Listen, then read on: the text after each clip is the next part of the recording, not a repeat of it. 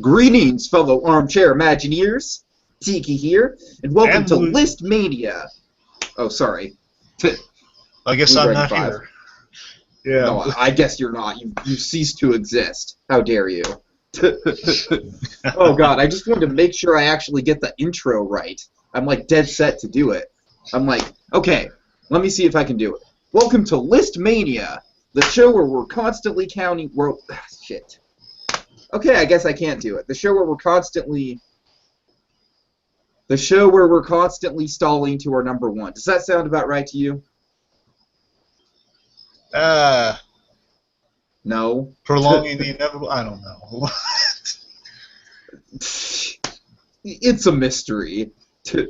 But essentially, this is our, because we figure we like to do top 10 lists. The show where we prolong the inevitable. The show where isn't it something about prolonging our number one pick? Yeah, that's it. Prolonging our number one pick. All right, there we go. Which is very true. Very true if you watch our videos. Oh, yes. Okay, so yeah, this is a special Father's Day edition of ListMania, the show where it's essentially just a bunch of top 10 lists, because who doesn't like lists, right? Yeah. Yeah. So, why is this a special occasion, BlueDragonFive? Because it's Father's Day. We're celebrating the guys that gave life to our favorite cartoon characters, or in some cases our favorite animated cartoon characters. Indeed, indeed. Yeah, we're counting down the best dads in the history of animation, and these are just our personal favorites. Of course, we're not trying to rank them in any sort of like arbitrary order or something. It's just I don't know. For me, I'm sure you and I, BlueDragonFive, have different criteria. I think you and I kind of did go with who has the best genuine parenting skills as a big factor, but also, I don't know, kind of, there's other things for me, like who reminds me most of my own dad, who I'm just more genuinely amused by, who has the better character arc. So there's a lot of factors going into these fancy cue cards that I have written out here. Oh, yes. Oh, this is a science, man. This is a science. Oh, yeah. Well, all right. With some honorable mentions to start off, right? Yeah, you want to start off with some honorable mentions? Why don't we just, since we have 3 apiece, you want to just run through our list really quickly individually? Okay, and also for one of our honorable mentions, we're each picking a grandpa, right? Yeah, that's the plan. Okay, let's start with our grandpas. All right. Okay, so you want to go first? Well, no, what I was saying is I'm thinking, like, for the honorable mentions, we should just run through each of our 3 really quick. Right. And then I'll do. So you go first, run through all 3 of them, and then I'll run through all 3 of mine. That's what I'm saying. Okay, so I'll mention 3 being the grandpa. We're going to have Grandpa Lou from the Rugrats. I love this character. Always fun, wonderfully absent-minded, but still you get a sense of experience behind this guy's life. There's this really funny episode of Rugrats where he's basically a private eye. He's your classic type of grandpa. Always saying, "Con flab it," or we didn't have this crazy technology in my day. Oh, and yeah. the best running gag of all, he always falls asleep telling his stories or whatnot. Which, by the way, kind of leads to some very questionable parenting skills, where the babies always seem to escape him. But I digress. But of all the parents of that absent-mindedness, I think he's the most excited because he's an old man. He's falling asleep there. And you like how they play up the father aspect now and again of him being the father to Stu and Drew. And there's this great episode that's a flashback to the 50s. And I love this episode where you see a young Lou Pickles and he runs like an appliance shop, and you see young Stu and Drew, and how much of a parent he was. Mm-hmm. Grandpa Lou's had a fun and exciting life. He's always funny, and when he gets in his misadventures, I care. Indeed. Like Dee Dee, I'm sick of Dee Dee. Okay, Dee Dee ticks me off a lot when I rewatch the Rugrats because she's.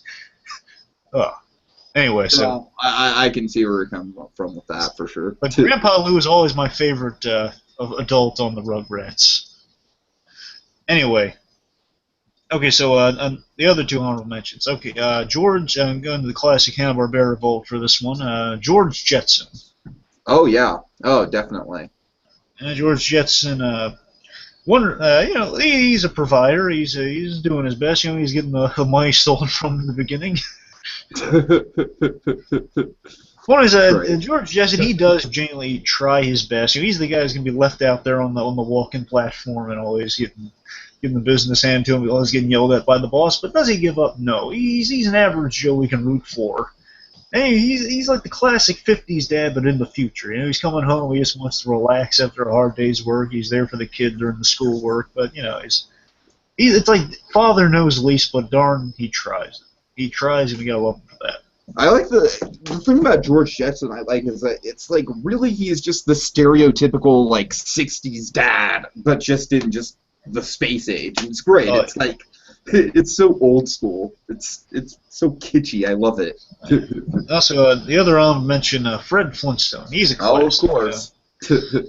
Good old Fred, again, another kind of example of father knows least. Perhaps I'd switch the order of in terms of better father. I guess I think George Jetson might be the better father than Fred, but Fred, he's a lovable father. He's the loudmouth that as a baby he entertains the heck out of Pebbles. But I remember most was the special of Pebbles and Bam Bam when they grew up and they got married. Do you remember that at all? Oh yeah, sure.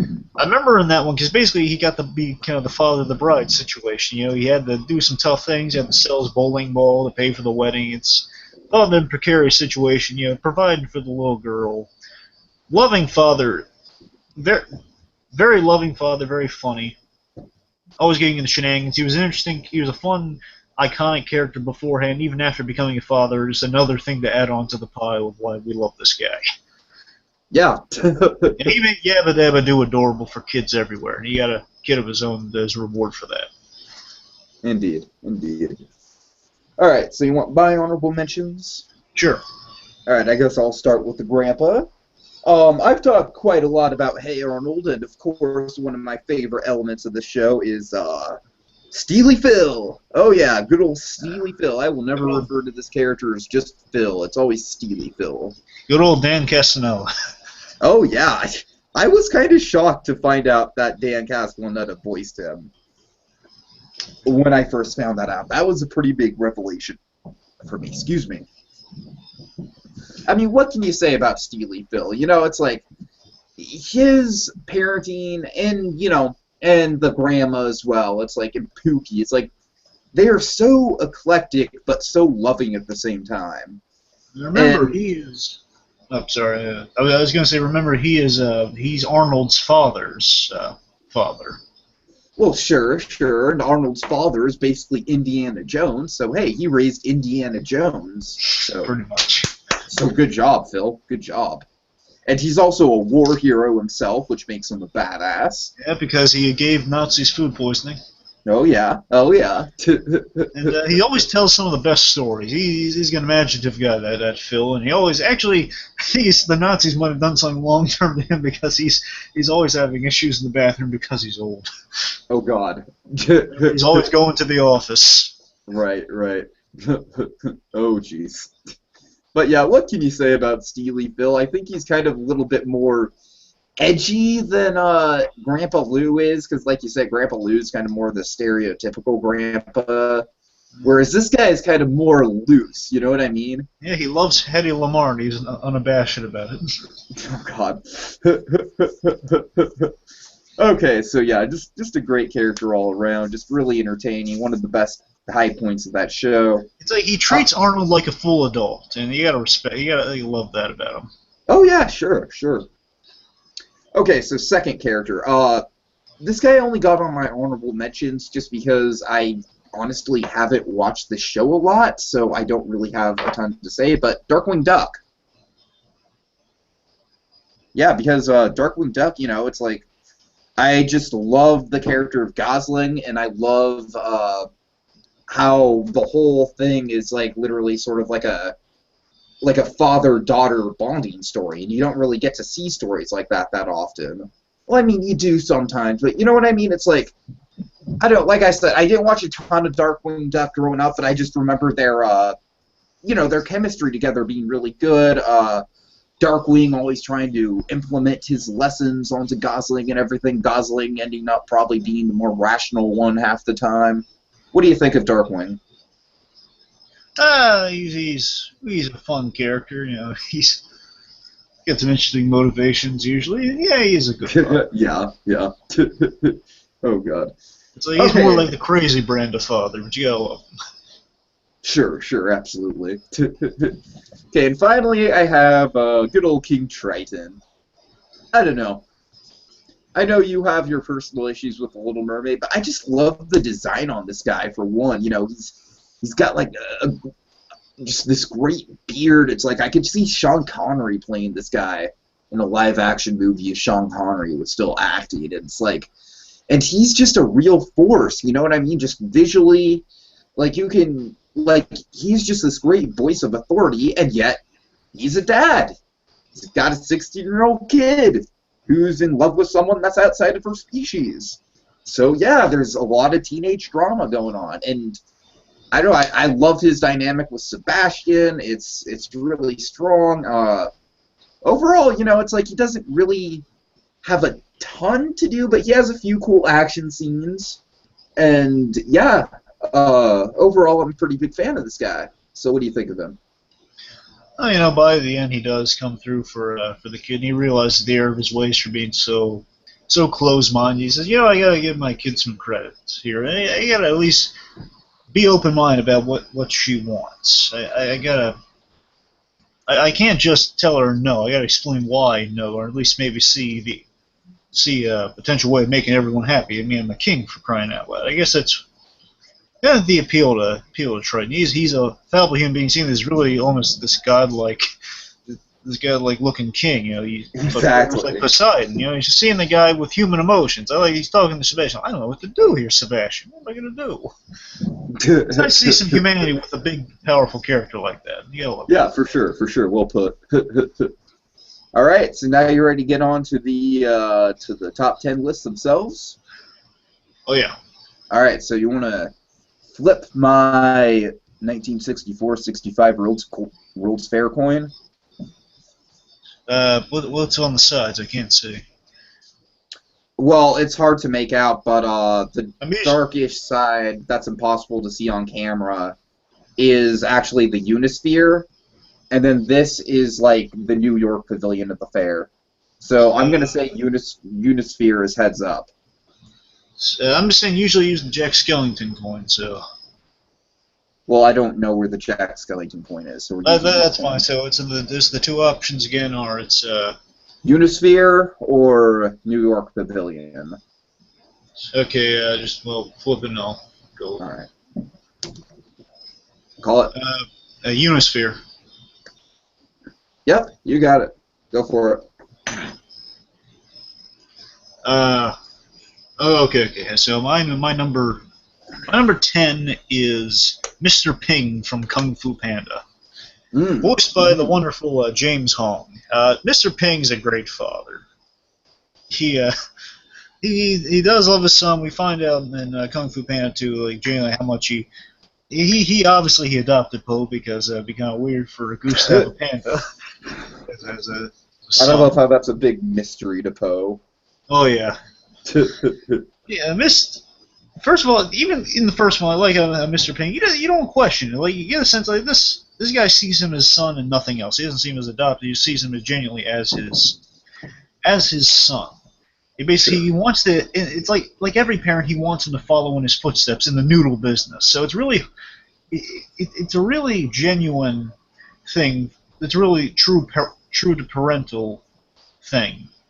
Of Mr. Ping wanting his son to follow in his footsteps, and he hears he had a noodle dream. By the end of the Kung Fu Panda, he realizes, my son. He sees that my son is special in his own way. It may not be the way I like him to be, but he's honoring me. He's honoring everything's fine. It's not like he would have disapproved of his son regardless, because he loves his son dearly. In the Kung Fu Panda 2, they really strengthen the relationship of that really great father-son dynamic. To see that movie between those two. Point is, you get a really strong dynamic between those two, and you gotta love Mr. Ping. He's like the father we all kind of have in some way. He's obsessed with noodles, but he's obsessed with noodles. He loves making noodles with his son, and then too, you're gonna see like he truly loves the time he spends with his son when doing that stuff. He's a lovely character. All right, you never get enough of Mr. Ping. Very fun. I can't really comment much on them considering I haven't seen the second one. But yeah, I just really like the idea, and you're absolutely right. Just the whole, you just never question it. It's just part of the greatness of the original Kung Fu Pandas. Just again, is something we keep coming back to, illogical logic. I'll tell you, the humanity James Hong brings to that character will make you cry in that second movie if you see it, Tiki. It's moving stuff. The compassion he has for his son and so forth. Okay, so my number 10, as I said, my criteria for picking these characters mostly had to do with good fathering skills, but there's one or two I had to sneak on just because they're damn good characters, and this is one of them. So my number 10, yeah, bam, it's got to be Randy Marsh. Randy Marsh from South Park. BlueDragonFive, I know you and I go back and forth on the South Park thing. I was kind of raised on it myself, kind of explained some of my vulgarity, quite frankly, not gonna lie. But with Randy Marsh, this is a guy who is just so desperate to keep up with the modern times and just so desperate to, like, fit in.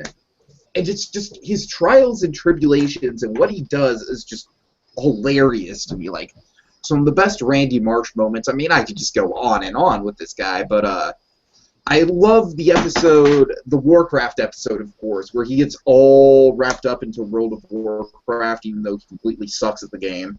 I can tell you for a fact, I know several people who had parents that were exactly like that, kind of trying to get in on the trend to be cool with their kids. And then I guess my other favorite Randy Marsh moment is when he buys out the Blockbuster, and he's just so determined to make that a good business, but just, I don't know, it's like he's just the ultimate blue-collar dad. He's kind of a failure, he's not the most attractive guy in the world, but gosh darn it, the guy tries, and I don't know, and he just has such utter enthusiasm and dedication for anything that he gets himself into, and he's always, like, incredibly melodramatic about everything. It's just, overall, just a very interesting character, very entertaining. So, yeah. Anything to say about Randy? I got nothing. You got nothing? All right, fair enough. You're number 9? My number 9 is, I kind of wish I could rank him higher, but I can only, they got a lot of great fathers on here, so I can only put him somewhere. Stoic the Vast from How to Train Your Dragon and How to Train Your Dragon 2. No, we were just talking about him. Now, let's not spoil what happens to him in the sequel, by the way. So. All right, fair enough. Fair enough. He has some really cool stuff to do in that sequel, but let's just say that Stoic, like, he's a really, I think he's a really realistic father, and I like that about him. Like in the first movie, it's the father who, he loves his son, he really does, but he doesn't quite get him. He's been raised, he's like an old-fashioned, like, you follow in your father's footsteps for all these. For all these years, my father was a Viking, my grandfather was a Viking, I'm a Viking. My son's not really a Viking. Mm-hmm. He's the guy who makes the equipment. He does things his own way. Right. Like, he's just not Viking material, but he's still my son. I love the guy, but I just don't know how to handle him, and that frustrates him at times. And his son's always getting into trouble because he just doesn't quite fit in. Like usually by accident, he's accidentally setting stuff on fire and yada yada. And his son is trying to. His son's making an effort, but he's the smartest guy in the place, pretty much. And he's saying, "Yeah, the village could probably go a few days without eating." Like fun gags, like right. Fun gags, like that. Basically, the son's pointing out the logic in the Viking way, and he's the smart guy saying, "You gotta get with the program, kid." But he doesn't quite get it. And then he comes back, and he's so. The thing is, like, you have Stoic the Viking, such a stoic character, such a big, tough character. Stoic. Yeah. But he gets so jazzed up on things at times, and when he's happy, like, he finds out his son is actually accepted by the village, and he's supposedly the big dragon slayer of the time. Mm. He goes to him, and he's, like, so happy. Like, there's a giant smile on his face, like, saying, "Oh, tell me about your day, son. Like, tell me your techniques and stuff." And he's so happy, like, he gives him the gift of the breastplate, and so on, and so forth. And by the end, they go through trial and tribulation in that first movie, and then by the end, he's come around on how his son is, but he's taken aback at times by how his son kind of went against him, but went against what he thought was right. And he's a little thick-headed, but at the end of the day, his heart is really what you love about this character. He is genuinely a good father and a very realistic one. You gotta love him. Yeah, I just really like the element of just, he doesn't quite know what to do with his son because he's just not taken after him like thought he would, and it's just the whole struggle, and it just evolves beautifully in How to Train Your Dragon 2. And I think, sorry, I was gonna say. Well, just really quick, I think this is going to be an animated character we're going to remember for a long time. Oh yeah, and it's just like. At the end of the day, regardless of how thick-headed Stoic might be at times, or how not thinking things through, he might be. He is an effective leader and he's a decisive guy. But at the end of the day, his heart's going to be in the right place. And he's going to be there for you, and you gotta love that. He's like the father. He's more realistic father than what we have in the world at times, Okay, so I'm sorry. Something else? I was going to say, thick-headed, but you gotta love the guy. Yeah. All right. So my number 9, I think this is a pretty interesting choice myself.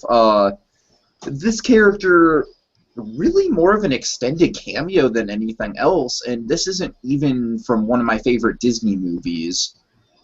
Although artistically it certainly is one of my favorites, but I guess this character kind of goes along with the artistic motif because really he only has a few lines and appearances throughout the whole movie, but he just makes such an incredibly powerful impression. I am talking about the Great Prince of the Forest from Bambi. This is, of course, Bambi's father, just this massive, imposing figure, and of course they animated this guy, bringing in real deer, just like they did with the reindeer in Frozen. You were talking about that. With Bambi, it was the same thing. They brought in real deer, so this guy, with the horns and everything, and I love the whole element of throughout the whole entirety of Bambi, you've got these shots of the Great Prince of the Forest just looking up and just looking out over everything. It's just incredibly majestic. And, of course, who can forget that moment? I mean, just one of the most iconic moments in film history where, everyone talks about the singular moment where Bambi dies. I think an even more powerful moment is when the prince comes up and he speaks to Bambi for the first time, and he's just like, "Your mother can be with you no longer," or whatever he says. I'm paraphrasing. You can never see your mother again. Yeah. Oh God. I mean, his whole presence throughout that movie is just—it's one of the most uniquely just majestic animated characters I've ever seen in a Disney film. What do you think about him? Well, yeah, basically I remember him for that line of the "You can never see your mother again," but kind of a stern guy, not really not much of a mentor-y figure in my opinion. But yeah, he's definitely got presence. That's pretty much what I ranked him for. So yeah. I mean, I prefer my type of anime. Thought a little more warm or a little more personality. Well, you got to admit he's probably a better father than Randy Marsh when it comes down to it. Oh, definitely. Okay, so at least I've got my rankings right there. So, like I said, it mostly goes on presence, and it's like Bambi is not one of my favorites, but every time I watch that movie, like that, that character is like the thing that strikes me the most. It's like it's just majestic to me. It's just like, it's just oddly like poetic. It moves me. I don't know. It's weird to describe, man, but I really love that character. But all right. Well, anyways, fair enough. You're number 8. Okay, my number 8 is Professor Utonium from the Powerpuff Girls. Oh, great choice. Great choice. Oh yeah, Professor Utonium, great character, voiced by the wonderful Tom Kane. I love, first of all, just visually, I love how the professor is basically, he's like this 50s character. Like your classic, your 50s scientist, and you have that, but also I love how just he's a father. I think sometimes, at least I know the kids watching, they kind of forget, oh yeah, it is her dad, because they'll call him Professor. Yeah, right, that's funny, yeah. Just recognizing, yeah, this guy is their is their father. And the movie really plays with this, how he created life. And you gotta remember, he created life, and I'm just remembering that he was always just trying to create the perfect little girl. It wasn't a complete accident. So he was always just trying to have a family, which you gotta respect. You know, he's trying to have a family through the means that he was most comfortable with, and he took responsibility for his creations, and he's always teaching them right from wrong, and he's very a good father. And there's this great episode. He's a kick-ass father. I mean, it's like he's just so happy-go-lucky and just always just, you know, he knows when to implement life lessons. He knows when to just be, you know, when to just have fun with it. I mean, yeah, he is just really, I'm kind of surprised he's not higher up on your list. Hey, it was a tough choice, but, you know, the professor, he instilled those proper morals, which is the reason you love the guy. But there's this great episode, there's a lot of great episodes of the professor, but like, one of them is when he dons the power suit. And right. I think he's like Power Prof. Point is Power Prof. What I love more so in that episode is the reason why, because he wants to spend time with his children, which all fathers want to do. Sure, you know? Yeah. They want to be there for the kids, and like that's the depressing thing. He created these girls to have a family, and yet because they have these great powers, they have the responsibility. Forgive me for quoting Spider-Man. Yeah. They have responsibility to the town. The town's become so dependent on them. Sometimes he's got to do without them, and he's got the perfect job to stay at home for too. So it's kind of the ultimate tragedy with that character. But when he's with them, he makes that time count. They do fun stuff. They go for Sunday drives and whatnot. Oh, yeah, and he treats them as kids. You know, and he never once treats them as celebrities or as superheroes. He always like completely makes sure to treat them as kids, to give them a proper childhood, and I think that's really respectable. I love the amount of care. First of all, the professor's really quirky, and he's got his funny moments too. Like, he enjoys his science fiction comics and the comic strips in the paper. Just read the simple thing that the professor reads the paper with the pipe. I love that. Right. Otherwise, like, he's got the side of his personality, of course, and when the professor gets freaked out, he gets really freaked out. Even he gets really excited on Christmas Day. You know, he says, "Girls, it's Christmas." It's Christmas. you gotta love Professor. But I remember they're really just showing you how much he does really care for these girls. Like, remember he's being arrested in the movie, and he's saying, you know, it's a great sequence where he's talking over the girls walking home solemnly, saying they're scared, they're children. Mm-hmm. You know, they need me. I'm their father. Really. Right. You know, really moving stuff. And Professor, he's there for a great design. I love everything about the guy. All right, fair enough. Yeah, I think you pretty much summed it up. Huh? Can I say one more thing? Oh, yeah. Thing is also, I had to remember, he is kind of he was also a father to another child, somewhat, Mojo Jojo. Oh, yeah, that's interesting. So he is kind of he's somewhat of a failed father too. So you got more dimension with him in that regard. And there's the episode where he is genuinely remorseful, like regretful of what happened with Mojo Jojo, even though he does recall. He even blocked it out of his mind somewhat. It has to dawn on him that, man, Mojo Jojo was a jerk. I was kind of right to throw him out of there, but he didn't create the Powerpuff Girls. So you gotta owe gratitude. It's like he created his arch enemy from his son, indirectly. Sure. Really. So the explosion did the thing to Mojo Jojo's brain, remember? So he did kind of scar one child for the birth of three. So it's an interesting dimension with the Professor. All right. Okay, so my number 8. This is another classic Cartoon Network character that, alas, does not have a name. But we're talking about Dexter's dad. Just, like I said, just a classic. I mean, who doesn't love this guy? I mean, he's got just a great, like, "Oh, hey, what's going on, Dad?" Yeah, I love it when he would appear in Dexter's mind and he'd tell him about the Code of Harry and whatnot. Oh, yeah. Oh, that was just classic. Oh. I'm kidding. Beautiful stuff. Oh, those were some of the best episodes. So, you know, Dex, you gotta keep this lab a secret. I mean, you can't just do this stuff on your own, Dexter. There's rules you gotta live by. But anyway, all joking aside, Jeff Bennett does a wonderful job playing Dexter's father. Oh, God. Oh, my. Yeah, it's like, he's just so deliciously, like, just naive, you know. It's not that he's not a bad dad, you know what I mean? He certainly looks out for his family, you know. It's just, of course, the joke with that show is that both the parents, it's like, I don't know, but what do you think of the theory that Dexter's lab has taken place in Dexter's head, or that's some sort of childhood imagination? Because I think in that case, it kind of gives the character a little bit more, makes him a little bit less of an idiot. I don't know. I kind of like the idea that Dexter was born out of two very opposite of intelligent people. Oh God, right? One's just so simple-minded, he's the one that was wearing the glasses, and then you have the mother's so obsessed with cleanliness.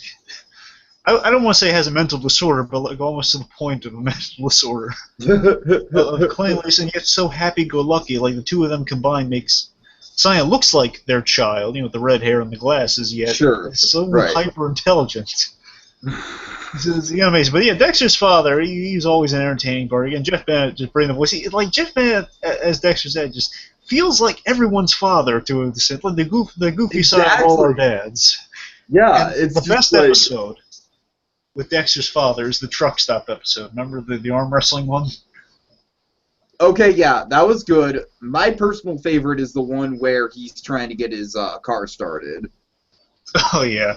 Oh, Dexter's dad was so funny that he will get into Jeff Bennett knocks out of the ballpark whenever he gets really emotional with this character. Because when I say emotional, I mean like over dramatic, like operatic. I love it when he gets operatic. Oh God. Because Dexter's dad would do that. Like the two prime examples being the snowball fight when he trains. He tells his son, like it's an old war story. He tells him there was a girl who threw a snowball at me. It was so cold. It was a silly reason. and then the other two, like teaching him sports and so forth. But the best, my favorite one is the trucks episode because that's just he's like an easygoing guy. I'm not gonna fight. He's like so dense but so nice and friendly. You love the guy. He's saying I'm not gonna fight you, Earl, because he beat him in arm wrestling. He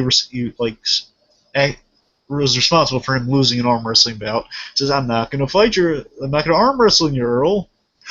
He'll break his arm off. He doesn't want to get any confrontation. He even destroys their car. And he's not ticked off about it. But when he doesn't open the door for his wife, he is pissed off.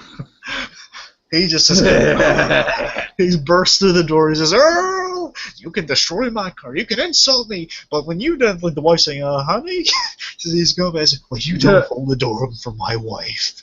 We have a problem. Meet me at this time. Oh, it's one of those classic moments of overreaction. Oh, yeah. But again, he would be so operatic at times, but then he's just such an easygoing father and so dense and lovable. I think that's probably not really much to say. If not for Johnny Bravo, if not for Johnny Bravo, I'd say that's his most memorable role of Jeff Bennett's Dexter's dad. Yeah. Yeah, I mean, he just his character kind of shines in his simplicity. I think that's all there is to say. Oh yeah, definitely. So, all right, so you're number 7. Okay, my number 7 is an anime character, actually, Goku. Oh boy. Or the full name. Yes, I wanted to put this on my list. Oh yeah, Goku, preferably. I know a lot of versions of it, but I like Sean Schmuel Goku. The American version. That's the one I grew up with. That's the one I listened with. We get to see Goku grow over time because of my love, Dragon Ball, and you get Dragon Ball Z. We see him become a father. Yeah, just a massive amount of character development. And what's so great about Goku is that Goku, he's a loving. Goku's a loving father. More so, it's like he's a kid who raised kids. He's a personality. Yeah, he is a big little kid, and that's exactly what makes Goku so charming. Yeah, it's perfect. Like I just remember the funny thing, like him, like they're working on a name for the kid, and like Goku says, "One name, hi." He says, "I got nothing. Can we eat?" So it's so funny, but yeah, Goku. Overall, Goku has had 2 kids. He's had Gohan, who another character we've seen progress. Oh yeah. Initially was so opposite Goku, but then kind of became so inspired by Goku. Gohan really had a pretty epic character development. Like it was so funny. In the course of the series. It's so funny that Gohan was bred from fighters, technically. Chi-Chi also fought Goku, and that's how they met. fought Goku, and then they raise like this non-fighter, and like he's like he's the opposite of Goku. He's a shy, timid kid. You know, Goku loves him nonetheless. And, you know, I remember just bringing him to the Kami house and saying, "Hey guys, this is my son." They're like, "Son?" It's funny stuff. And Goku, he does truly. He'll do anything to protect his family. He went up against Raditz. He died for his son. And in the first episode of Dragon, well, if not How the many first, times? How many times has he know. died for? How many times has he died for his children? Well, it's usually for the whole world, but. Well, yeah. I'm saying for the first time, Goku. That was a risky thing looking back at Dragon Ball Z, killing your character in like the first arc or episode. Yeah, but I mean, regardless. Damn, did the show establish its whole reincarnation thing quickly? Well, anyway, so the point is he did die for his son. It was a really dramatic thing. Okay, yeah, I hear you.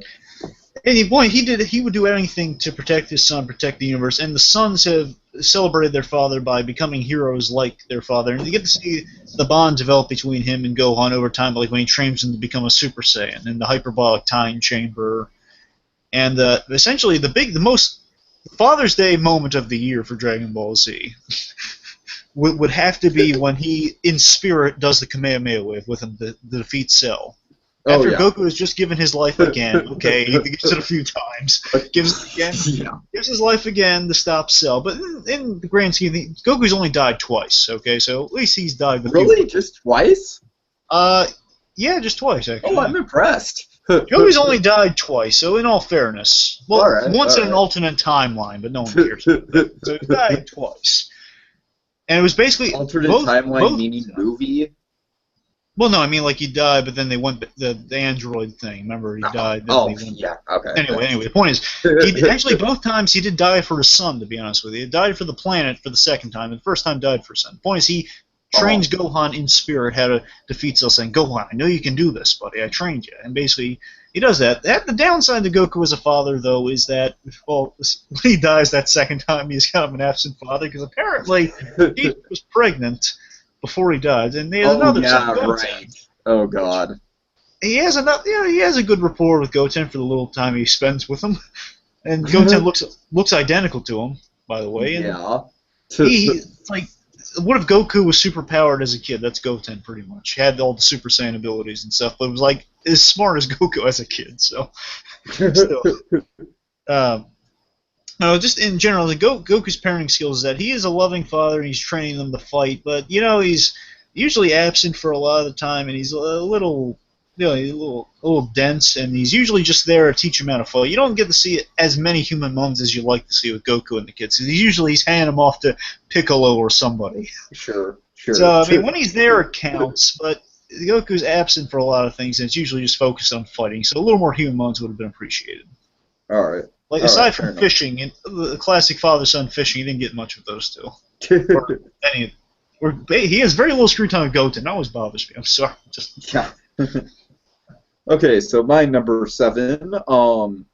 This is going down the first in the well of Fox animated characters, most of which are incredibly shitty fathers, but this one, I don't know. I really like this guy. BlueDragonFive, I know you're not a big fan of the series, but my number 7 is Bob Belcher from Bob's Burgers. Yeah.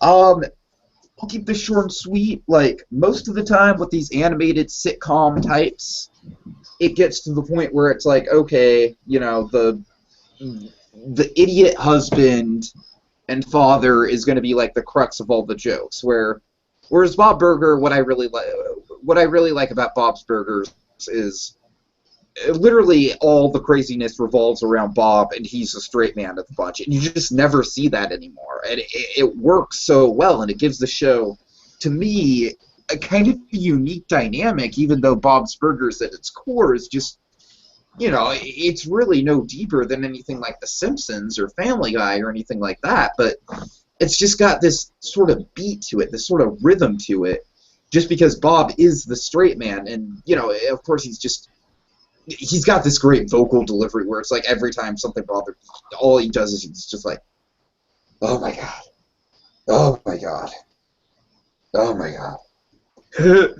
Just like really dry, but at the same time, he gets really passionate and into things very quickly, which is a fun, admirable quality about him. And yeah, I guess my favorite moment with Bob as a father is this one moment where he and Louise are on a field trip to the museum and they get stuck up in I don't know, like they get stuck up in some exhibit or something like that, like some mountain or something.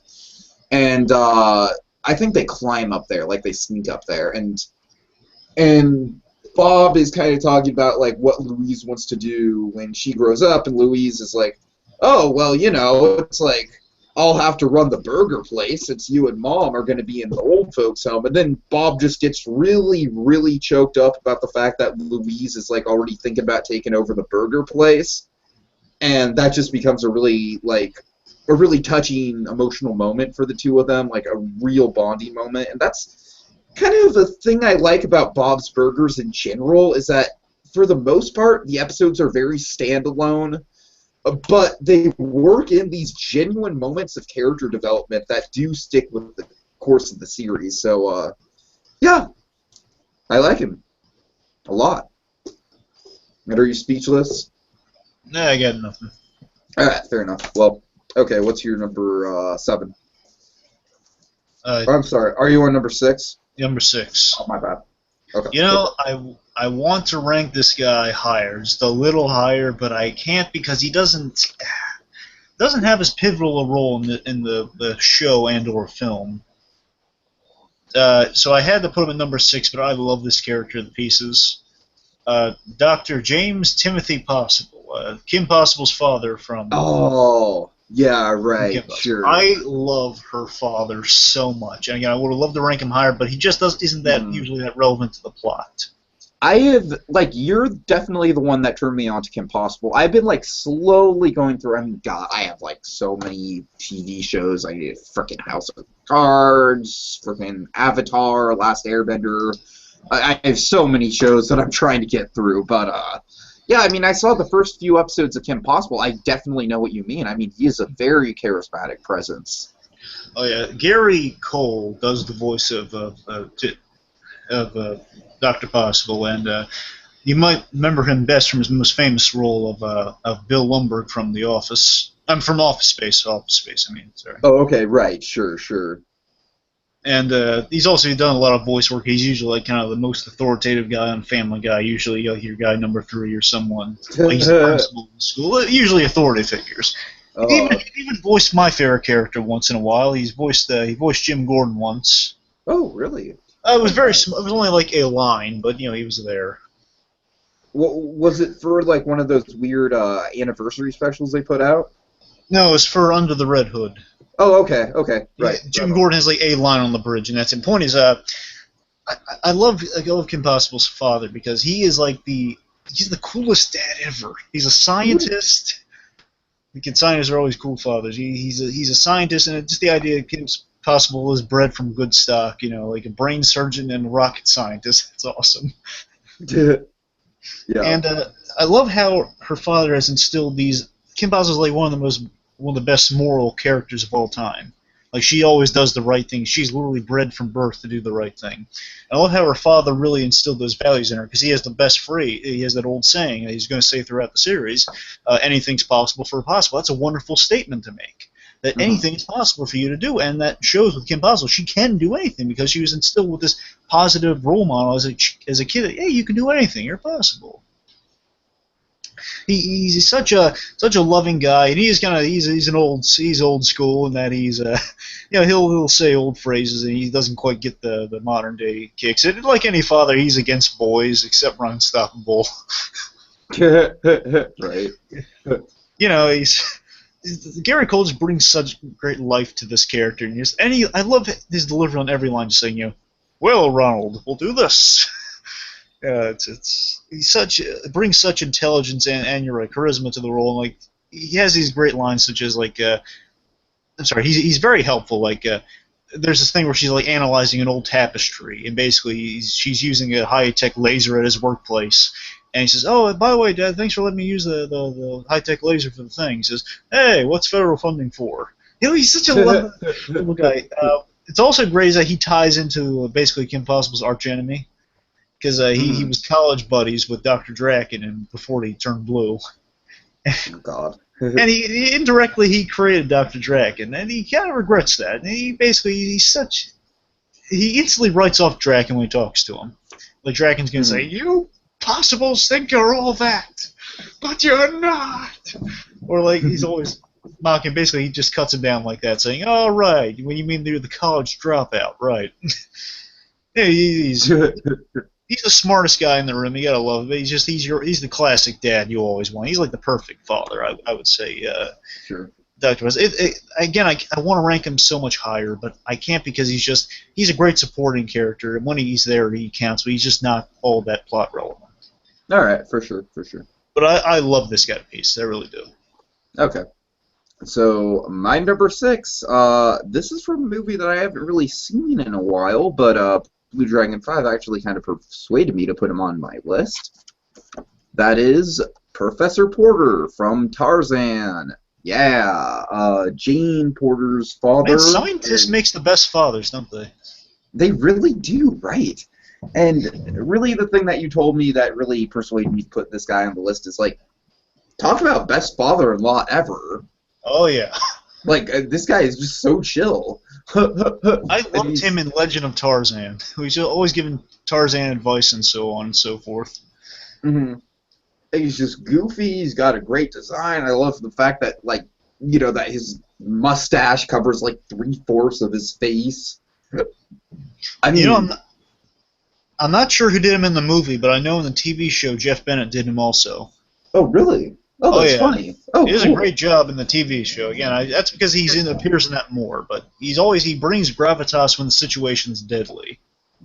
Right. But usually he's the bumbling father-in-law, and Tarzan always has to save him. He even has a great line once. There's this great line once where he says he's stuck in a tree, basically says, "Oh, Tarzan, I'm sure you're tired of always saving me. I'm just a bumbling father-in-law." So, "Oh, no, Professor." He gives Tarzan great advice all the time. It's good stuff. Oh, yeah, for sure. Sorry, I'm having like this issue with my guitar. I was just trying to close my window. I'm sorry about that. God. Okay. Why don't you just move on to your number 5? Okay, my number 5 is King Fergus from Brave. Oh, that's a good choice. Oh yeah, King Fergus, voiced by the wonderful Billy Connolly. He's brings this warmth to the character. It's very nice. He's like, again, he's kind of like the father you either want or have, and that he's on your side all the time, despite the fact that mother may not always be. And he's a fun guy. He's he trained Merida how to fire the bow and how to sword fight and do all the fun stuff. Basically, he treated her like not just like a son or like a boy, but he let her experience things. You gotta love that. And I love the best scene with Fergus, in my opinion, is at the dinner table. And, first of all, I like how it's kind of implied she wears the pants in the whole kingdom and in the family. Oh yeah. For sure. Fergus is a king, but he's like one of the people just celebrating and making merry and stuff. Eat, drink, be merry, that sort of thing. He's having fun with there. He's a big kid. That's another reason you gotta love him. He's a big kid. Mm. But then she comes in there like she's giving the look that he has to present a good face to all the kings and the kingdoms, and then the other tribes and so forth. And basically, he's fighting along with him. Basically says, "Step out of it." They go over lines together, which I think is funny. Like he basically she trains him how to say the lines to address the people and be the big force, because she's the brains behind the operation. The point is, my favorite scene is like he's at the table, basically has to tell Merida that you have to marry one of these guys, one of these suitors, and he doesn't want to because he knows she's not going to like that. He's like the most non-confrontational yet loves to fight, physically fight right. people. Right. Ever, he's the ultimate, example of a daddy's girl's daddy. Well put. That he's it's the ultimate daddy's girl relationship where he wants to give her what she wants. Basically saying, "I know, but your mother wants this to happen." She runs the kingdom really, and she's reading the mail at the table. Where Right. usually that would be father's job, and he's just like he's eating and he's talking up and says, "Oh, I'll tell you the story." He tells all the stories again how the bear ate his leg, and Oh, he I love that. relishes. Yeah, I love that element. He exemplifies kind of that the old the old culture, and he lovable guy, and things do get solemn for this guy when he thinks the love of his life has been killed by a bear or taken away. He freaks out, but then it clouds his judgment out of love and care for his family. But boy, you Mhm. gotta love the character. Yeah, I agree. I mean, I think this character was a big part of why I really defended Brave when it first came out. Oh I yeah. mean, because it really is just an incredibly solid cast all the way around, a great family, like really one of the best family dynamics we've seen since The Incredibles. And I think people kind of tend to just pass that up, and I think that's kind of a shame. And remember, he is willing to go to war for his daughter because when she's gone for a while and before she can pick a suitor, basically they're all getting antsy, basically saying, "Yeah, none of you are good enough to win my daughter's hand." You gotta love it because he's there Yeah, for Merida, and he basically says, "Merida, get out of here while I stop you from having to marry one of these guys." And he's there for her regardless. Again, lovable father. Gotta love him. indeed, indeed.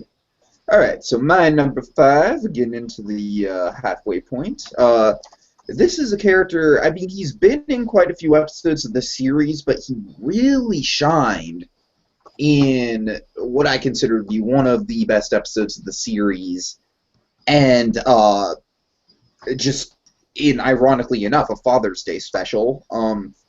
We're talking about Martin Johansson, Gerald Johansson's father from Hey Arnold.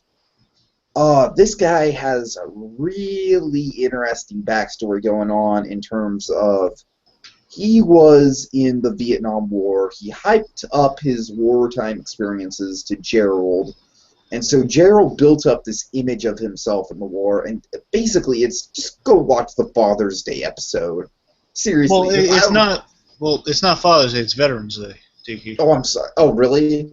Yeah, Oh, I thought it would be a Father's Day. they're I'm sorry. wartime stories. That's the thing. Go watch the Veterans Day episode then. My bad. Because seriously, I don't even want to spoil it because it's so poignant. It's one of the most poignant things I've seen in a Nickelodeon series. I mean, it Well, is. He's not higher up on my list just because much like Kim Possible's father for you. He's just not really a huge presence. But I don't know. but remember, with just him and the not talking about his past experience in the war, but the here and now for that guy is that he's very conservative. He wants to Yeah, turn off. He's yeah. always complaining about the bills and whatnot, saying, "Oh, this light doesn't need to be on. You're costing money." Like they keep turning on the lamps and so forth, talking, and he's bursting in there yelling at him, say, "Hey, turn the power off." Overall he's a calm, cool-minded guy, but he gets really antsy about money and stuff. He's a lecture. He's a lectury type father. Sure, sure. Oh God. But yeah, I mean that's pretty much all I have to say about it. Like I said, just watch the Veterans Day episode because it's really just an incredibly powerful story. Like I said, one of the most emotional things I've ever seen on Nickelodeon, and yeah, I don't want to give it away, so just do that. All right. All right, you're number 4. Number 4, this one is an unconventional one, but I put him on there because I think, despite the fact this guy is kind of the emotional crux of this film, so I had to put him on here over Dr. Possible. And again, I love Dr. Possible, so this guy really, I had to put. It was a tough call, but I put him on here over Dr. Possible. Mr. Copperbottom from Robots. Mm-hmm. You remember him? Oh boy. Mm. All right. Okay, in Robots. Okay, so I don't essentially. have the best opinion of robots. Okay, well, say what you will about robots, and I'm kind of finding out now. I never really knew this before. I do remember him. Yeah, it's kind of funny. Like I now find with I some do reviews remember coming the out. character.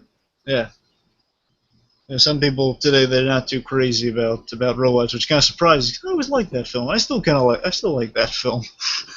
But It's got a Mr. lot of really weird, out of place, awkward Robin Williams humor in it. Yeah, I still think people are a little harsh. I mean, that's not here. The point is, say what you will about the movie, but this guy was probably the best part of that movie in the grand scheme of things. Because Stanley Tucci plays Mr. Copperbottom, and he really brings a great performance here. We all know Stanley Tucci; he's a good That actor. is good casting for sure. And what I love most about Mr. Copperbottom here, we start the film, we see he's like such a happy, ecstatic father. Like, I'm gonna have a baby, yeah. So yeah, good for you, Herb. Sorry, it's Herb Copperbottom. Yeah, good for you, Herb. Mm-hmm. And everyone's all, oh, he's all happy and go lucky, and he's. What I like most about this is they had a realistic portrayal of a father with here, and it's really emotional, because you get to see him like towards the end of a life, basically. You know, he goes through like a big arc. Well, not arc. He goes through like a realistic progression, which is so human for a robot. You know, he's so happy. We get to see him so happy about the birth of his son. We get to see him like be the hero to his son, who like says, "I want to be you when I grow up, Dad." Or basically says, "You know, Big Well's the best robot." Well, except for you, Dad. And then we get to see. I love the progression in the opening of how we see he's a dishwasher. He's a really humble job. You know, washes dishes at a place, doesn't complain. Mm-hmm. And he takes his work home, so he really pushes himself to do a good job. And it basically inspires his son to invent something that's going to make his dad's life easier. And his dad's always been that inspiration of someone who just keeps on going, and Bigwell's kind of like the inventive means to do so, like his father. And his father tries his best, but can only give his son hand-me-down parts, but still that just inspires Rodney even more. And then we see like the father gives him a job at the restaurant he works at. He's always there for him. And then like he's the one who says, like after Rodney's like leaving Robot City, after Rodney's getting ready to leave Robot City's mother saying, "Well, you can't let him go," and basically then Herb says, "Get one ticket for Robot City." He says, "What?" And basically says, "Hey, listen, Rodney, I gave up my dream a long time ago to be a trumpet player.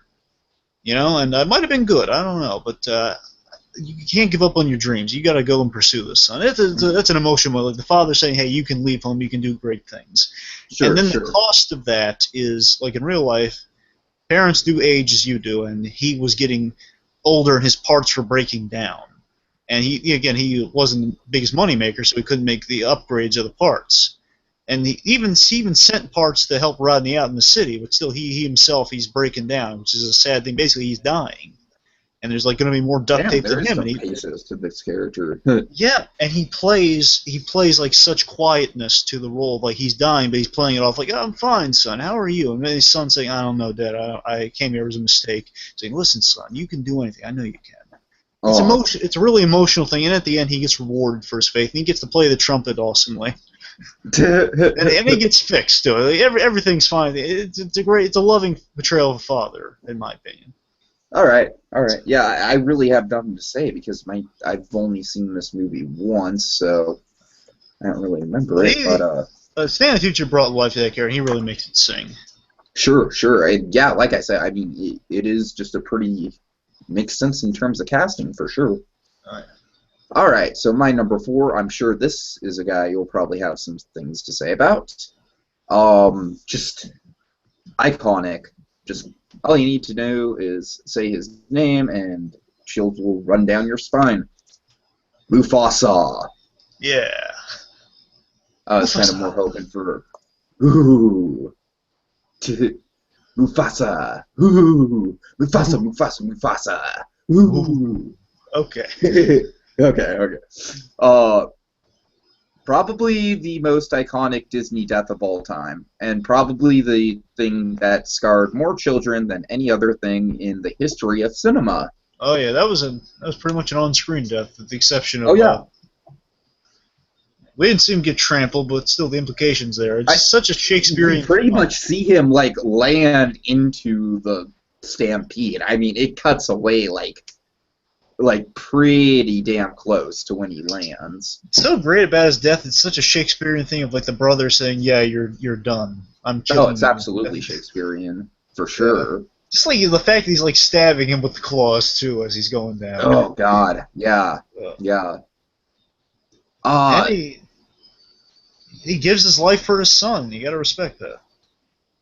I mean, I have nothing else to say about this character except. Well, I mean, yeah, of course he's an awesome father, sure, and it's really kind of been turned into a classic trope where it's like you build up the awesome father in the first act and you kill him.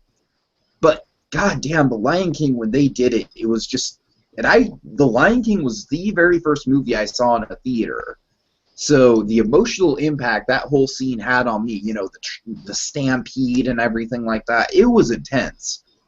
And like I said, I just think Mufasa is going to define a generation, much like another character you had on your list earlier, but I won't say who that is.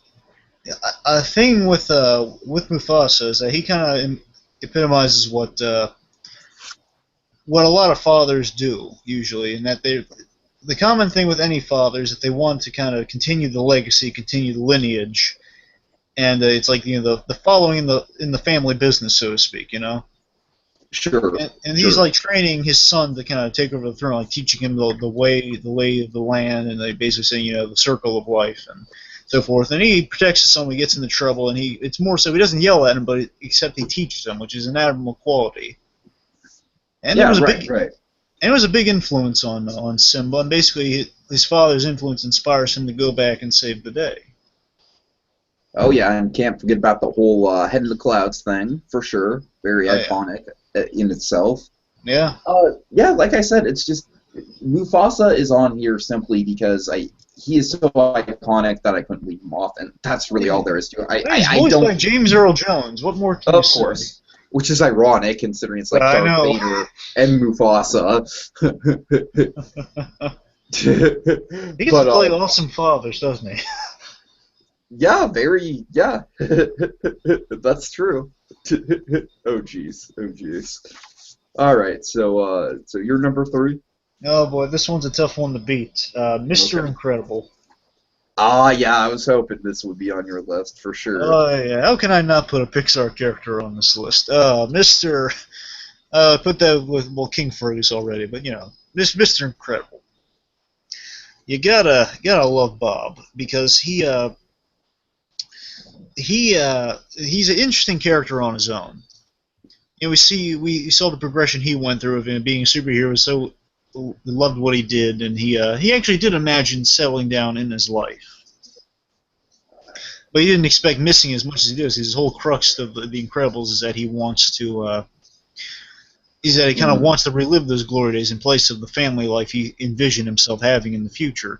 So he wanted to be a father, but now he's kind of being a distant father. So he's not exactly right off the bat the ideal portrayal of a father.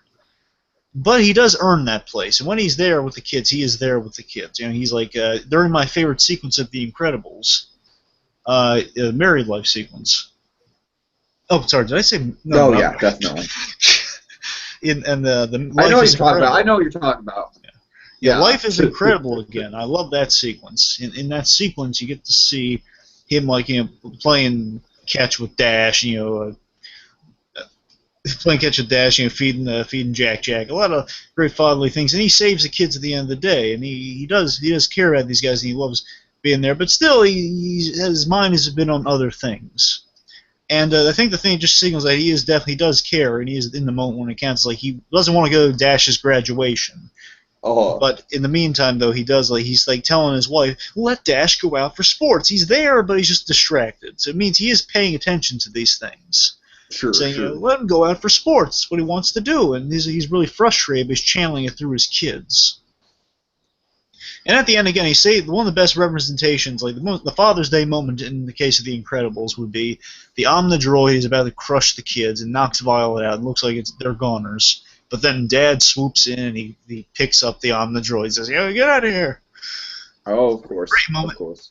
And when he says "go along," when he throws that remote, you know, he's a great father. Just the fact we got an awesome superhero who is also a dad, and hopefully they'll play more stuff up with him in the sequel. I'm sure they will. I'm sure they've got plans for him in the sequel. I don't want to just make it sound like Mr. Incredible's a bad dad, because he is not. He's there for the kids. He's really not. No, yeah. He's great. It's like if your dad was a superhero, it'd be awesome to say he was Mr. Incredible.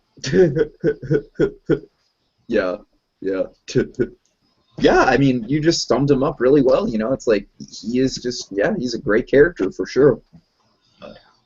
All right, so My number three. This is kind of like my top three is kind of a Nickelodeon sandwich. Like I start with a Nickelodeon character and I end with a Nickelodeon character, and my number two is a non-Nickelodeon character. So yeah, with that in mind, my number three, very eclectic personality, very classic character from the old school Nickelodeon days. I'm talking Stu Pickles. Oh yeah, everyone's favorite wannabe inventor. Uh, Stu Pickles, he is essentially a bit of a failure because, I mean, he's running his family into the ground with his inventions and whatnot, but gosh darn it if he doesn't have such a good attitude about everything. And, okay, I guess if we're going to enlist Father's Day moments to all these characters, BlueDragonFive, do you remember the moment in... Well, can I mention something before that moment? You don't know what I'm going to say. Well, I was gonna say something before that, but no, go ahead. You remember the moment where in the Rugrats movie, Stu gives Tommy the necklace or the locket? Oh yeah. Yeah, that right there is really, and he also gives this amazing speech about the responsibilities of being like a big brother. Oh yeah. Oh god, just really powerful stuff. That's easily some of the best that Stu's ever gotten. But Yeah. I'm sorry, what do you want to touch on? I just wanted to kind of make a funny observation. It'd be kind of funny if the reason Stu was kind of like he was inventing things on his own, or be if he worked for a big company and then was like fired out of it or something, kind of like they want like a Heisenberg angle with him. Oh god, I could kind of see that. I could kind of see that. That makes sense. And also with the responsibility thing, it's kind of funny because I believe Stu is the younger brother. Well, yeah, in the Rugrats movie, he says he basically says that Drew. I mean, Drew's a great character too, but he says that Drew. He basically wants Tommy to turn out to be the older brother that Stu wanted in Drew. You know what I mean? Oh yeah. So he kind of wants Tommy and Dill to not have as fractured of a relationship as he and Drew have. That's kind of the point of the thing. I remember, yes. Stu Pickles is a fun character. He's very. I like how his mind works in terms of his toy designs. I like the fact that he's an inventor. I always thought that was cool. I like how he gets distracted with inventions and so forth, and just little servos of everything. Right. Things work. That's always a great trait with that character. But still, he's very dense, and he's very like the kids are right in front of him in the Rugrats movie, and he doesn't look and see them. Like, when they're driving in the car chase, and like they're in the moving van. Oh, that was a good piece of comedy right there. I don't know. It's just the thing with all the parents on the Rugrats, with the exception, I guess, the two most responsible adults on the Rugrats, I guess, would be Lou, would be Grandpa Lou and Charles. Chaz. What about Betty?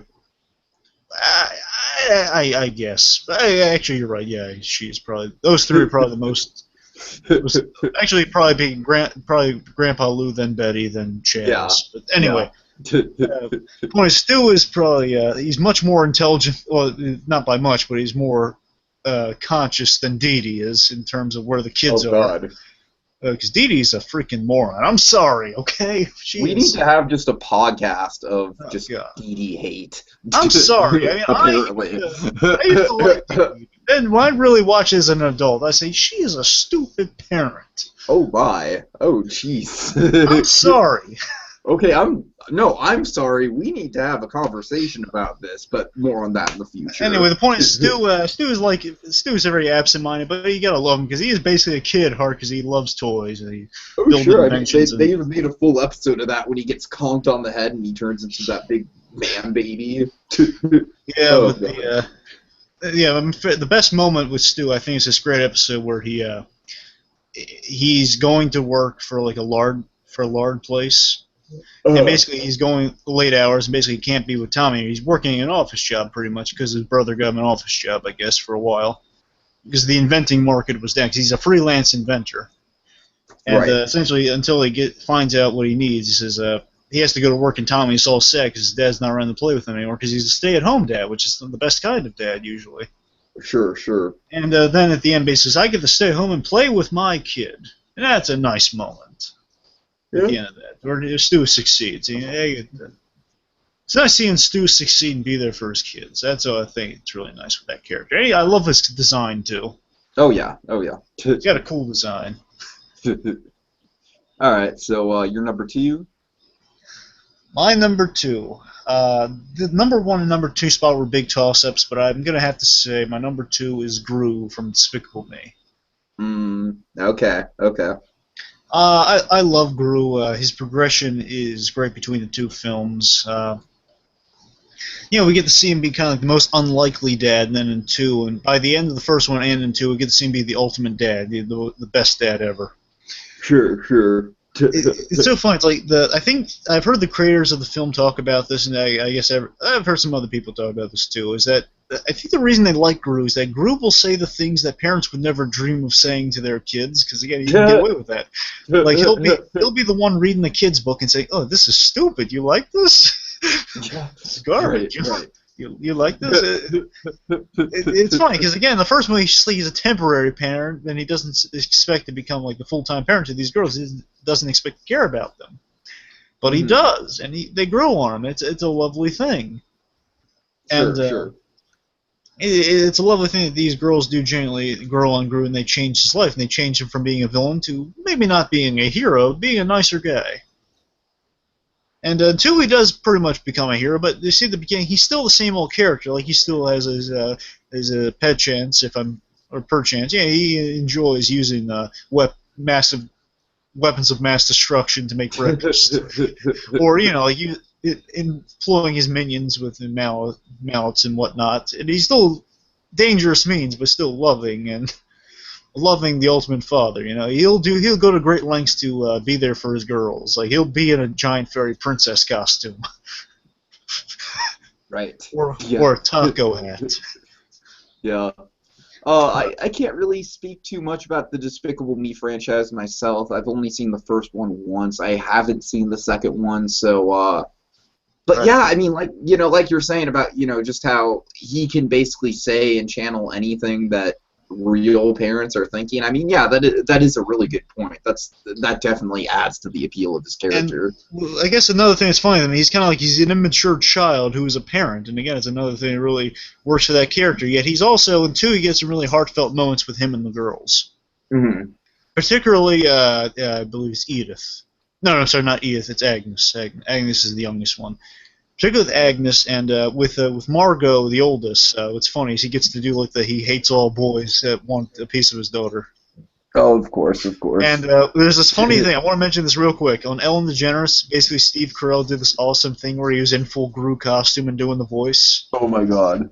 Oh and wow. basically Ellen asked him, and they didn't. I wish they could have gotten this in the movie, but it's probably just because it's an interview on TV.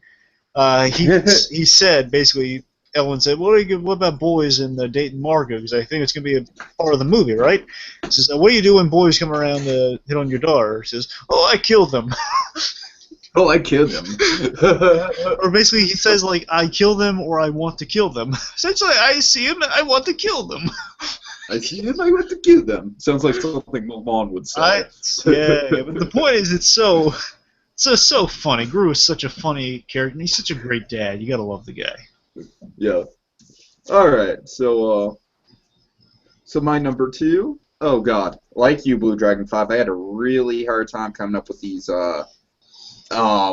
last 2. Just a real toss-up, but this one, it's just near and dear to my heart. It's one of my favorite animated movies ever.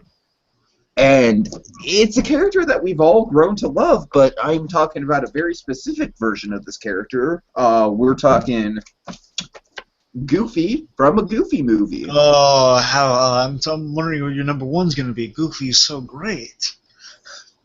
Yeah, he is.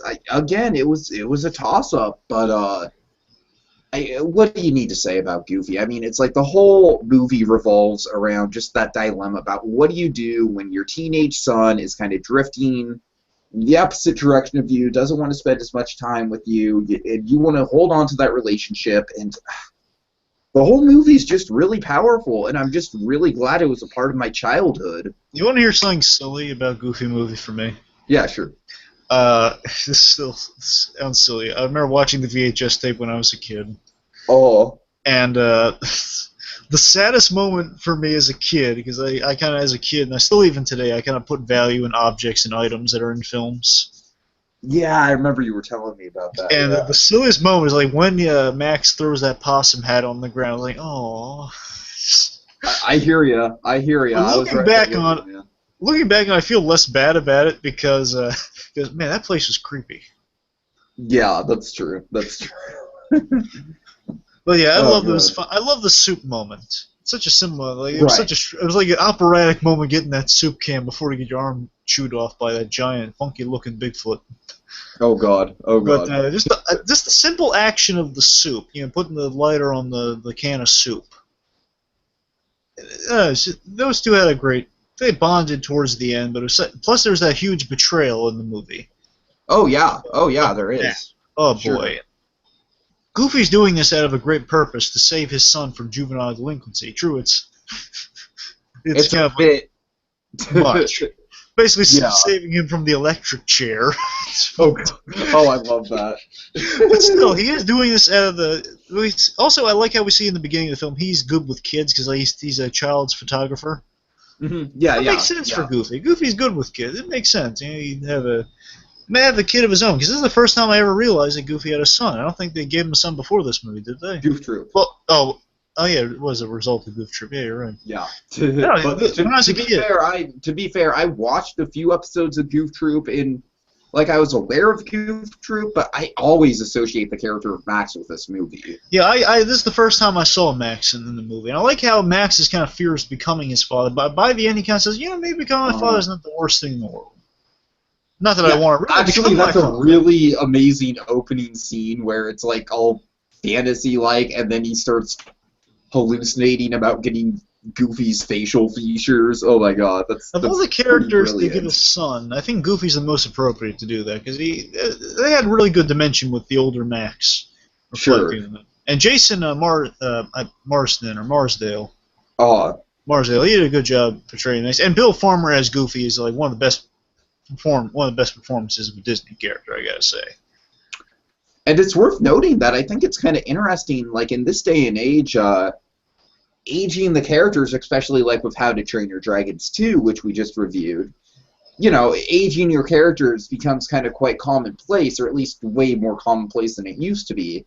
But with a Goofy movie, they made that decision to age everyone, and it just resulted in a movie that really stands alone from the TV series. I mean, there's elements from the TV series I wish was in the movie, like, like Pete's wife, for example. I would have loved to see Paige in there, but just what the movie does on its own is just so great. And with those aged characters, the emotional impact is just really, really strong.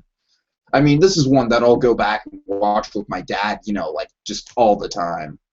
So that's really all I gotta say. It's pretty big for me. So, all right, Blue Dragon 5. So the question becomes, what is your number one?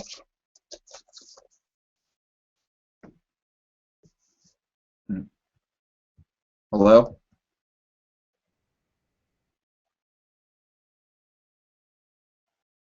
Hello? Oh dear.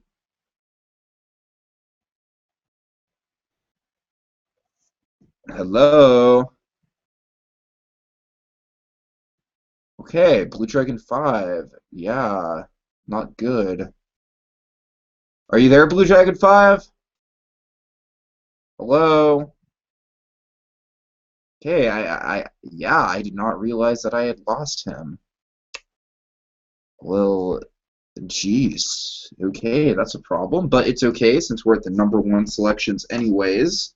So I will not let this completely derail this video. Have no fear. Have no fear indeed. Okay, it seems like... Oh, are you there? Yeah, I'm here, Tiki. You there? Okay. Yeah, I'm fine. All right, we're good. We're good. All right, so Blue Dragon 5, what is your number one? Okay, you can still hear me? Yeah, yeah, we're fine. We're good. Just making sure. Give me a second here. Uh, my number one. Mm-hmm. My number one is Marlin from Finding Nemo. Oh, okay, good, good. I was hoping this would be on there for sure. Marlin is just simply a fantastic father. He just exemplifies the lengths we're willing to go to save your children. Like Marlon's been through very traumatic stuff. You know, he lost of his love of his life, and then basically all of his kids except one. And his son was even deformed by the attack Mm-hmm. in some ways. So he's been through the ringer, and that just emotionally gets us to care about Marlon. And then we just see we get to see the yeah, we get to see how that truly affects someone, and just see why he's such a overprotective father. And then just by the end, we were with Marlon, just saving his. He has such a noble pursuit to save his child, and Right. by the end, we're rooting for him the whole way to do that. And it's like the progression of his son too. His son is like saying, "Oh, my father's afraid of the ocean," but then he's so inspired by the fact that his father is going through all this to save his son. It's really moving stuff. I would say the reason that Marlon's number one is because when I think of the Ultimate Father's Day movie, it's Finding Nemo. It was actually Oh on yeah. today. Oh, absolutely. It was on today. Uh-huh. It's Father's Day and Taken. Those are the Ultimate Father's Day movies. Take him. Oh God. And it's just the lengths you're willing to go to save your child. Like, I will die for this. I will die for my child. It's moving stuff. It's truly moving stuff. And just by one of the best scenes, aside from that opening, with Marlon Nemo, would have to be the ending where he thinks, if not Nemo has died, then Nemo is severely hurt after the net has fallen on him. He goes there and he holds his fin. He imagines him being in his hand from way back in the beginning. Mm-hmm. And basically says, Dad, I remember. And basically, he tells him how old sea turtles are. It's a really moving scene.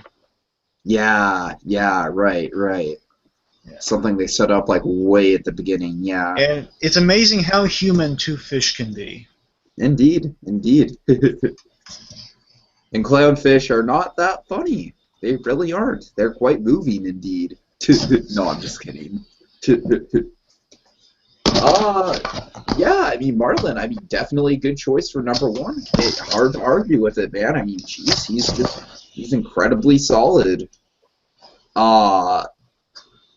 Anything else you got to say about him? I love Albert Brooks' portrayal of Marlon. Interestingly enough, originally William H. Macy did the voice of Marlon. I think that would have been interesting to hear. Yeah, they actually recorded the whole movie with him, but then they changed them out for Albert Brooks. Right.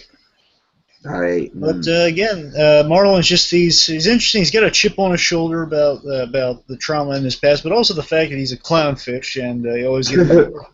It's a horribly ironic thing because he's had such tragedy in his life, yet everyone thinks he's so comedic. It's like they're always asking him about a joke. It's like, my wife died, guys. You know what I kind of almost take that as? I almost take it as like there's this sort of a little bit of a perception that like a lot of stand-up comedians lead very depressing like personal lives. And That's true. So I know I'm kind of like drawing here, but it's like maybe a little bit of what they're trying to say with that clownfish thing is like, you know, like on the surface people like stand-up comedians might be I mean, like, let's take on a very personal recent example, let's take someone like Jew Wario. You know what I mean?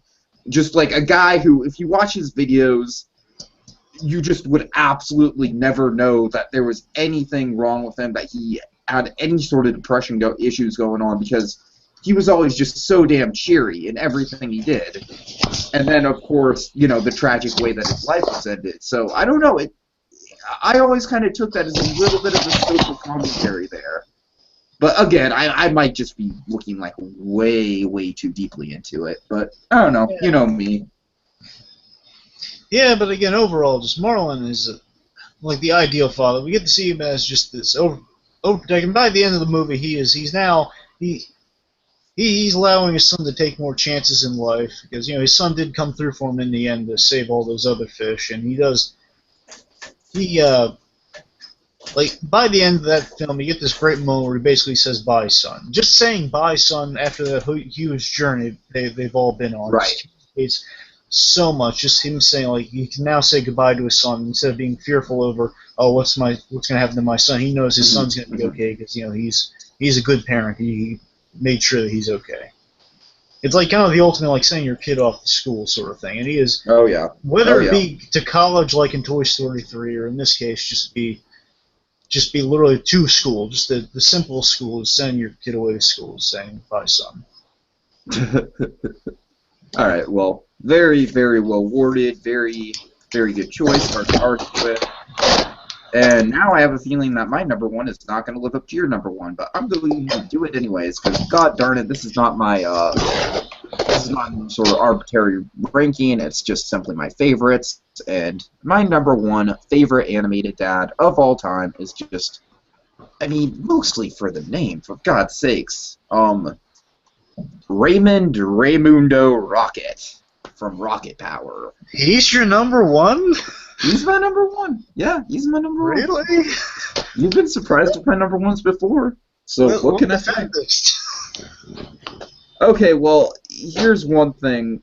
I knew I had Stu and Raymundo and Goofy in my top three, and I didn't want to have Stu and Raymundo right next to each other. So I kind of had to put Goofy in the middle. If I didn't have that situation going on, Goofy would probably be my number one. But in terms of Raymundo just being an awesome dad, I mean, it's like, it's like he looks out for his kids. He's got just a super good attitude about everything. And yeah, I mean, there's some jokes about, it's like, oh, hey, it's the kids are doing incredibly dangerous things. But I don't know, I find a lot of scenes with Raymundo to be very touching. It's like, and of course you have the whole thing about how he's a single dad raising two kids by himself. He's just an overall likable guy, and I love the nickname. I love that he's in the face of such overwhelming tragedy in his life, much like Marlin, he's managed to craft this whole persona for himself. Yeah, you're right. Yeah, the thing about I like how he's like the owner of a small business, along with his friend Tito. Yeah, sure. I like the simple elements of like that. Just he owns a business and he has a Hawaiian friend named Tito who helps him run. And he's got kids. Kids who are into athleticism via Vice. Like I said, the only argument about Raymundo as a parent is like, oh, well, he's probably like letting his kids do like super dangerous stuff. I don't know. But at the same time, he's just making his kids like do what they want to do. He is just supporting them, and I don't know. But in general, I just like the character. Really, I love the design. Just the big ass kind of Jay Leno style chin and the and the hat. Oh god, and the flip flops. It's totally a guy like me living in California and being around beach communities like Santa Cruz. There are guys like this like everywhere, so I can totally relate to a character like this. Like I said, he's got his personal tragedy going on. Certainly not as much of a tragedy as Marlin. I won't argue with you there, but but still, it's like his wife left him, and now he's raising kids alone. So it's like the guy's got a lot on his plate, and he handles it so well. And I'm sorry, so what? Remind me, is she dead or did she leave? I'm pretty sure she's dead. Yeah, that's what I thought. I'm pretty sure she's dead. I could be wrong, but I'm pretty sure it's the dead. Yeah. Oh god. But really, that's about all I have to say. I mean, it's like I said, he reminds me the most of people I know. I love his character. I love his whole personality, his charm. Everything about the guy is just likable, and that's all I have to say. So yeah. All right, so that's it. That's it. We did it. We got through our top 10 animated fathers, and we did it without overly running this video too long. So yeah, well done, Blue Dragon 5. I think we both deserve pats on the back. Yeah. So I guess just Okay. overall, the final statements on Father's Day.